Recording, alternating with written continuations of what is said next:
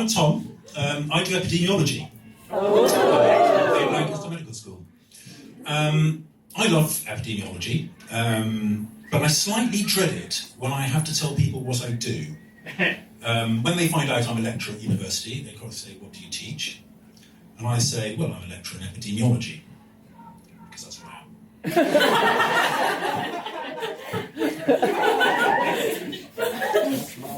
A common reaction is they say, "That sounds so interesting, it's great, I love the sound of that. There's so much to know about skin, you must absolutely love your job." That's why I begin to let them down a bit, because I have to say, well, it's actually not about skin, I'm really sorry. It's about the study of diseases in populations. It's statistics and disease.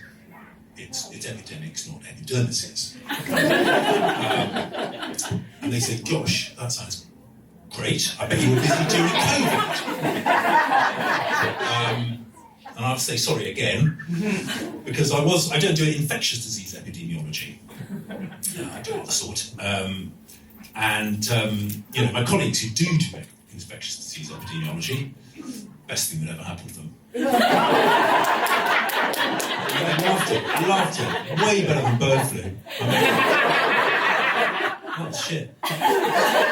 They were strutting around the campus, a bit like a cockerel we used to have emerge from the hen house. They all looked like that every morning into work, crunching data. They were because they were drunk on power. They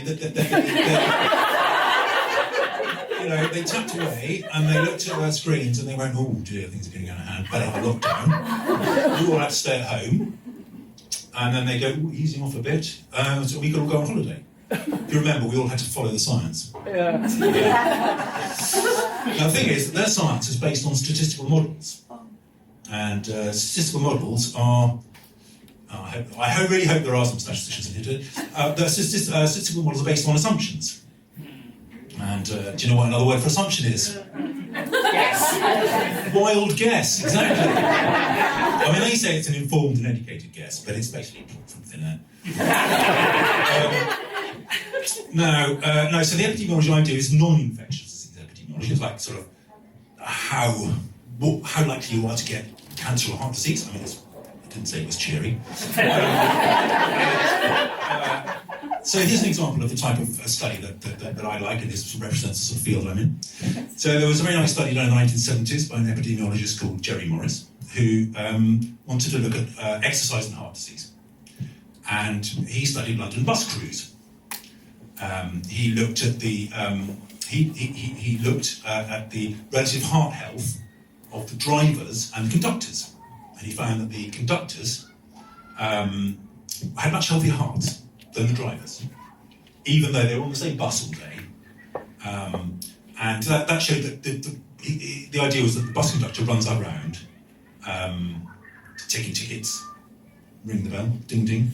Remember that? One room for one more on top. And the driver just sat down all day, trundling between Hackney and Victoria, if it was a 38. Great bus. That's one example. Now, I've got another one here.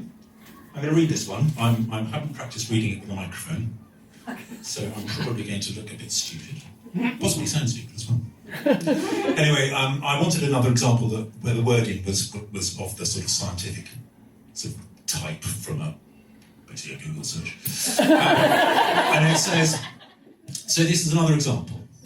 I put read aloud here, which was pretty obvious anyway. Okay, so the epidemiology of pubic lice is characterised by a global estimated prevalence of about 2% in adults. I don't know if there are 100 people in here. With higher risk for those aged 50 to 40, and individuals with increased sexual activity. Risk factors include sexual contact and close physical proximity. Okay, I think it's okay with your clothes on.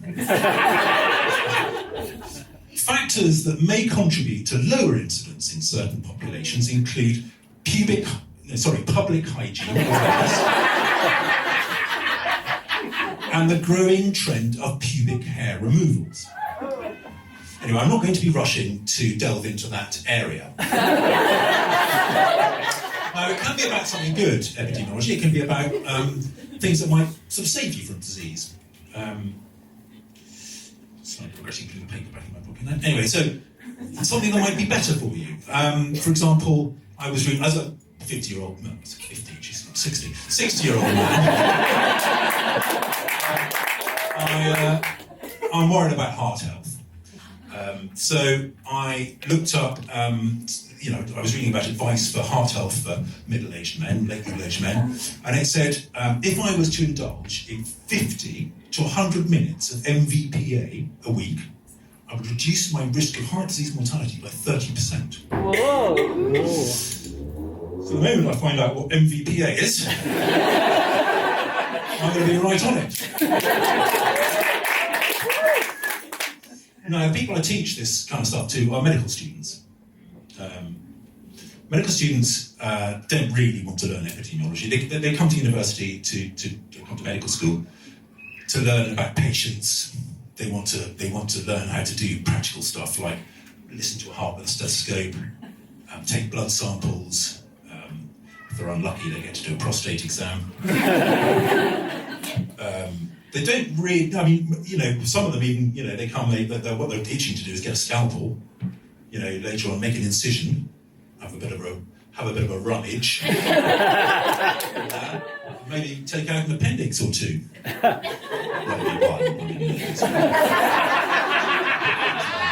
Anyway, but they don't really want to come to my class and do statistics about appendicitis, how common it is in certain populations. It's just what they get.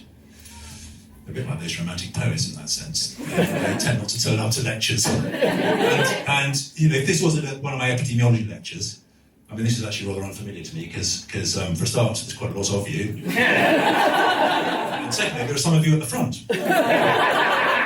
If there were students, it'd be about, you see the row standing at the back, that would be, that would represent the students in my lecture. It was a pin to the back wall.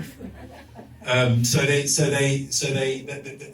not mad about turning up often. And I asked a colleague about this once from another university who teaches epidemiology, and I said, do you have the same issue with attendance? And he went, possibly. So anyway, maybe it's me. It could be. In fact, when we were doing when I signed up to this Bright Club thing, we had a little bit of training about what to do, and I presented. There's a nice lady called Dee.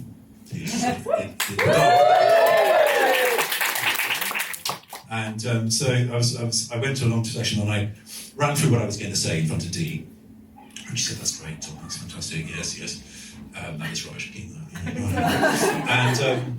But she said, "Look, no. The thing is, Tom, you're quite tall, and you've got quite a loud voice. So I think that's something you ought to sort of address."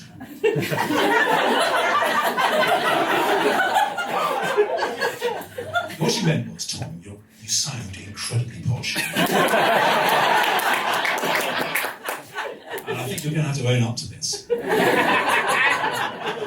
So the thing is, I know that because, if not, because before I became an academic, I used to work in London in publishing. This was when I was much younger. And once when I was wanting to meet a friend after work, I rang his office and I said, excuse me, I said, hello, can I speak to Angus, please? And the person answering the phone put a hand over the receiver and they said, Oi, Angus, it's Prince Charles on the phone calling.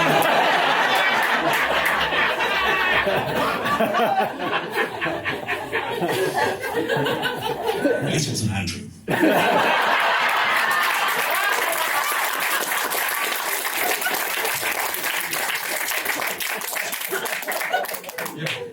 You throw me off now,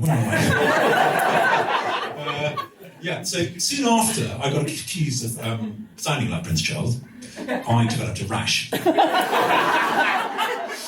And it's just a slightly delicate area. If I itched it, it looked a bit like I was giving myself a prostate exam. So it's a bit embarrassing. So as we've established, not being a dermatologist, I went to the doctor. And I don't know if any of you have been to the doctor with a rash. Okay, well, for me, my experience goes a bit like this. So I went into the surgery and I said, I'd like to see a doctor, please.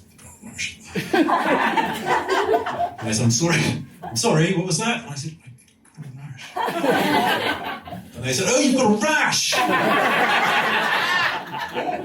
So at this point, I turned around and the 20 people who'd been in the waiting room were all edging away from me and pressed themselves up against the back wall to get as far away from me as possible.